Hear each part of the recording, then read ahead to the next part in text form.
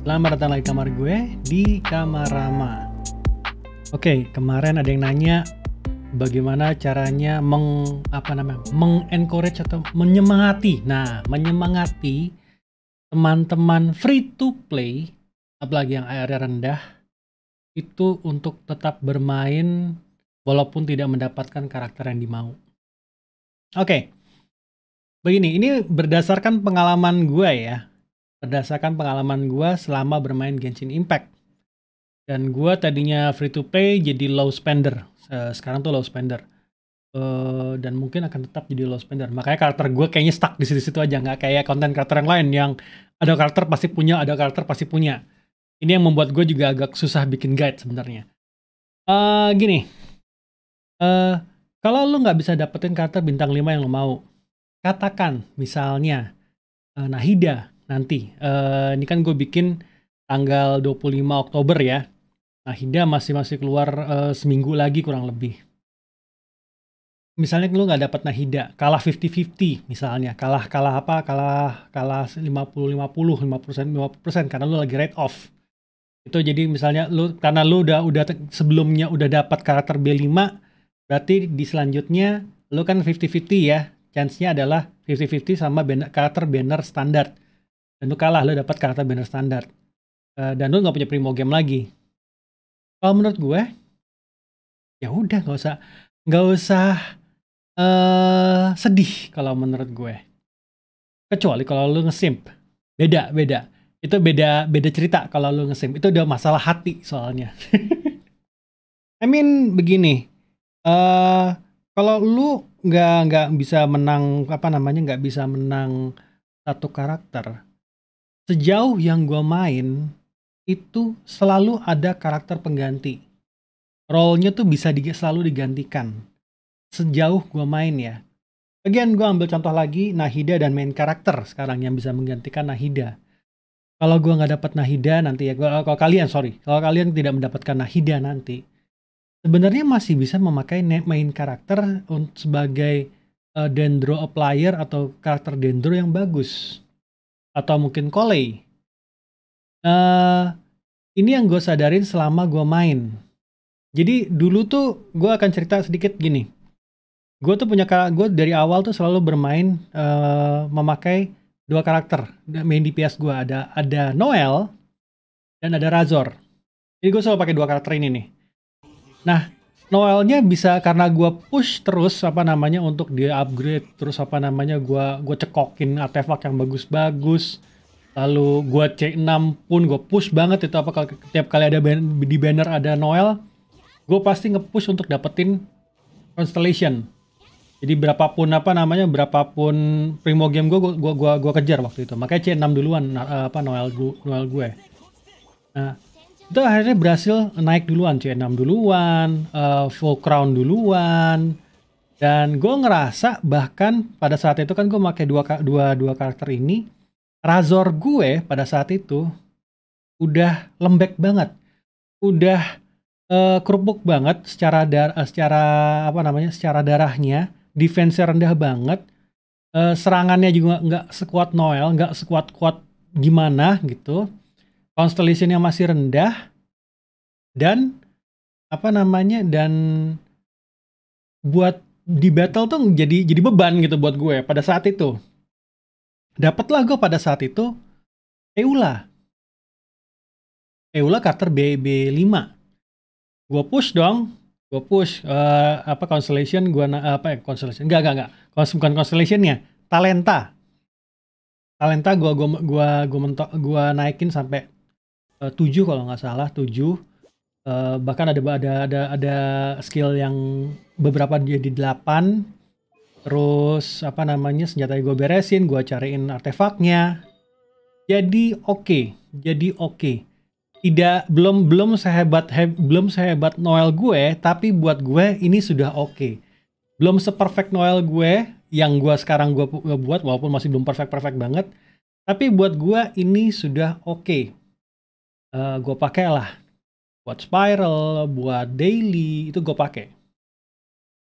Lalu suatu saat gue mau nge-build Xingyan yang notabene walaupun dia karakternya agak agak aneh gitu, secara secara apa namanya, kit agak aneh, tapi gue coba pindahin beberapa artefak dari Razor ke Xingqian.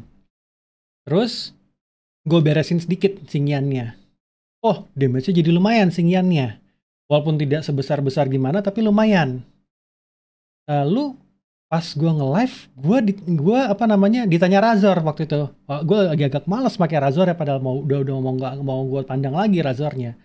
Lalu gue coba pakai Razornya, gue pindahin semua apa yang ada di Xingqian yang mana udah bagus, udah lumayan bagus, gue pindahin ke Razor. Gue kaget di situ. Karena selama gue tidak bermain Razor, gue dapat Constellation Razor. Itu waktu itu sampai C4. Gue kaget dengan damage Razor. Damage Razor itu sudah menyamai Noel gue. Gue kaget banget. Hah, kok setajam ini Razornya gitu. Kok bisa sakit banget ini Razornya. Apa karena Constellation-nya nambah?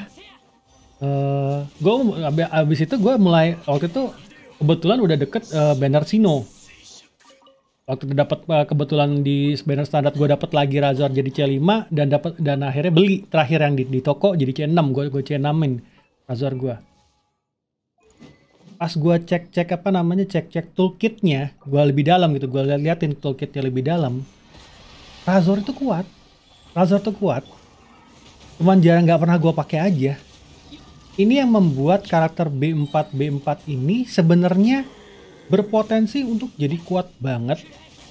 Tapi memang untuk narik damage-nya itu jauh banget. Agak susah. Nggak segampang karakter B5. Razor ternyata setajam itu, gue kaget. Sekali gebuknya bisa 50.000 kalau di buff pakai food.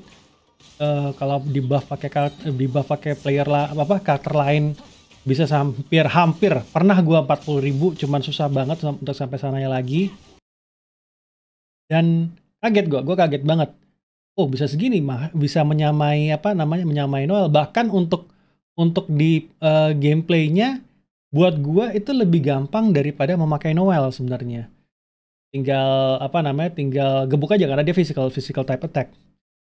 Gue jadi mikir gini, pada saat itu gue jadi mikir, sebenarnya karakter-karakter yang ada, karakter B4 yang kita punya, itu sebenarnya bukan lemah, tapi nggak di-build. Jadi kalau kalian tidak mendapatkan karakter yang kalian mau, unless kalian simp, again ya konteksnya kalau kalian simp, jangan sedih. Sebenarnya ada di roster kalian ya, yang sebenarnya hampir bisa menyamai, hampir aja ya, karena karakter B5 pasti akan lebih bagus dalam beberapa hal, akan bisa menyamai, hampir menyamai secara at least secara tools dengan karakter B5. Contoh yang paling gampang, yang paling deket aja, Xingqiu dan Yelan. Ini dua karakter ini hampir mirip. Bedanya Xingqiu lebih defensif, ada nge-heal-nya, Yelan enggak. Tapi kalau gue sempat nge-build Xingqiu dan gue ngerasa kalau misalnya ini di-push, damage-nya ya mirip-mirip aja sebenarnya. Damage-nya udah hampir mirip-mirip aja, dan secara kit hampir mirip-mirip aja. Jadi sebenarnya bisa menggantikan Yelan pada saat itu. Sama seperti Nahida nanti. Nahida itu masih bisa digantiin sama main karakter. Sama kayak waktu itu Raiden Shogun. Raiden Shogun masih bisa gua gantiin sama karakter-karakter elektro lain, terutama main karakter pada saat itu. Jadi gak usah sedih gitu loh. Yang ada malah sebenarnya main Genshin Impact buat gua at least ya, dari menurut gua itu lebih menyenangkan karena lebih banyak varian-varian yang lu bisa explore sebenarnya. Lebih banyak jadi hal-hal yang bisa kalian grinding. Grindingnya itu lebih ada tujuan. Playstyle tiap orang itu beda-beda. Termasuk gue. Playstyle gue lebih suka gebuk-gebukan. Damage yang sekali ketok gede itu buat gue nggak terlalu asik sebenarnya. Makanya gue kurang suka pakai Hutao juga. Di samping kalau Hutao tuh harus ngecilin darah dulu. Harus bikin dia damage dulu sampai tipis banget baru damage-nya gede. Di luar itu ya, makanya gue jadi tiba-tiba belakangan jadi mainin Razor lagi.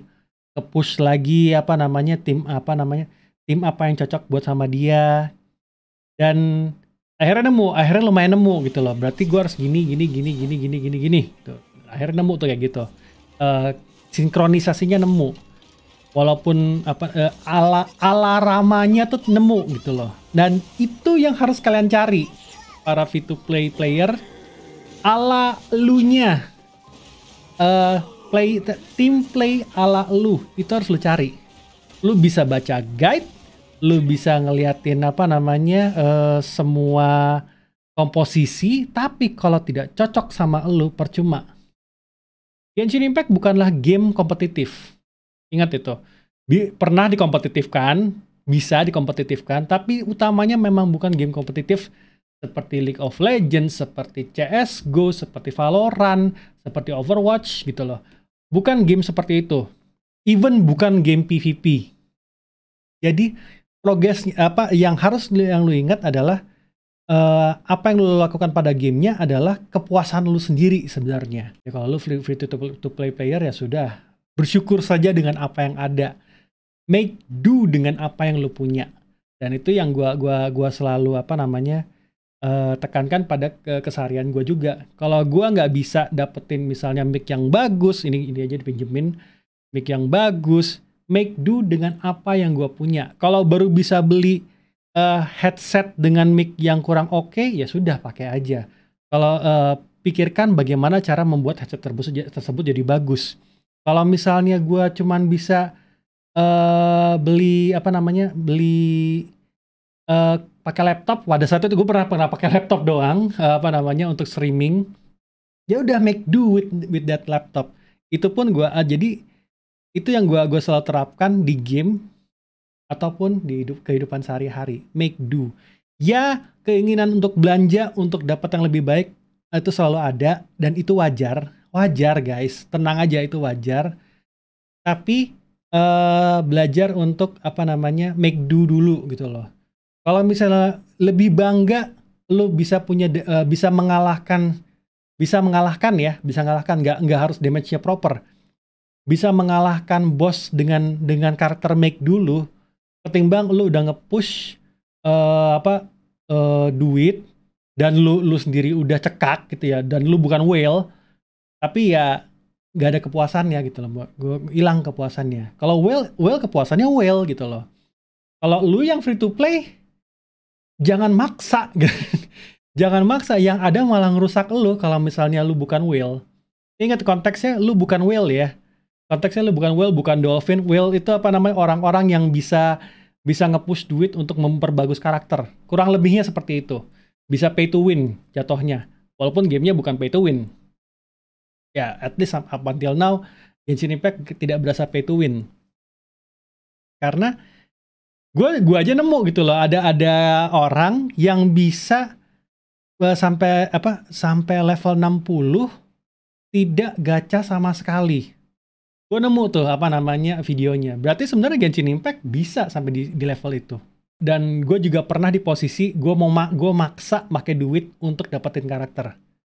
Dapat karakternya kesel di hati. Kenapa? Anggaran bulanan gue hancur soalnya. Terus gue cuma dapat karakter digital, kan kesel ya. Gue bukan whale, gue low spender, gue maksa, gue dapat, tapi gue kesel, gue nyesel. Jangan sampai kayak gitu. Jangan sampai kayak gitu ya guys ya. Makanya gue nggak pernah lagi mau maksa kalau misalnya gue nggak punya primo game. Kalau nggak punya primo game, nggak usah dipaksa. Kalau misalnya bisa dapat ya udah syukur. Kalau nggak jangan. Kalau nggak ya udah jangan push lagi. Cari karakter lain yang bisa gue pakai untuk mengutilize karakter gue. Itu buat gue sih. Kalau kalian nge-sim tapi nggak punya duit, ya sudahlah. Berarti kalian belum bisa mendapatkan waifu kalian. Mau tidak mau. Kalau kalian whale, lain masalah. Lain cerita kalau kalian whale. Kalau kalian memang bisa dan tidak mengganggu keuangan bulanan kalian, terutama ya, maka ya udah tarik aja. Gitu loh. Oke, segitu aja dulu yang pengen gue omongin hari ini. Mungkin ini masuk ke sesi 10 PM coffee mungkin. Tapi kita ngomongin Genshin, agak aneh sih, tapi ya sudahlah. Terima kasih sudah nonton Kamarama. Jangan lupa like and subscribe. Sampai jumpa di Kamarama selanjutnya.